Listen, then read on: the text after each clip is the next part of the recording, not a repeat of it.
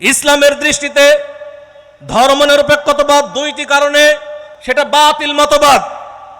এক, তাওহীদের ইবাদত তথা দাসত্বের ক্ষেত্রে আল্লাহর সার্বভৌমত্বকে অস্বীকার করাই এই ধর্মনিরপেক্ষতাবাদ একটা কুফরি মতবাদ।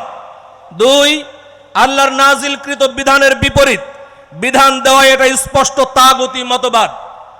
এই ধর্মনিরপেক্ষতাবাদ মানুষকে ধর্মমুক্ত করতে চায়, ধর্মনিরপেক্ষতাবাদ ইসলাম মুক্ত করতে চায়, অথচ আল্লাহর রাসূল সাল্লাল্লাহু আলাইহি ওয়াসাল্লাম বলছেন, ওই সত্তার কসম করে বলছি যেই সত্তার হাতে মুহাম্মাদের প্রাণ, এই উম্মতের কারো জন্যই সমীচীন নয়, চাই সে ইহুদি হোক অথবা খ্রিস্টান হোক, কতবার সে মৃত্যুবরণ করবে, অথচ আমি যা নিয়ে প্রেরিত হয়েছি তার উপরে ঈমান না এনেই মৃত্যুবরণ করবে, সে অবশ্যই জাহান্নামের অধিবাসী।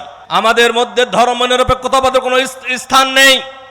আমরা যেই হই না কেন, আল্লাহর রাসূল সাল্লাল্লাহু আলাইহি ওয়াসাল্লাম যে ইসলামের বিধান নিয়েছেন, ইসলামের যে সংবিধান কোরআন নিয়ে এসেছেন, এর উপরে অবশ্যই সকলকে ঈমান আনতে হবে।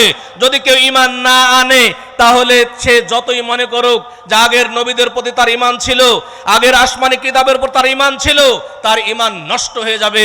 এই ঈমান দিয়ে কখনোই সে পরকালে নাজাত পাবে না।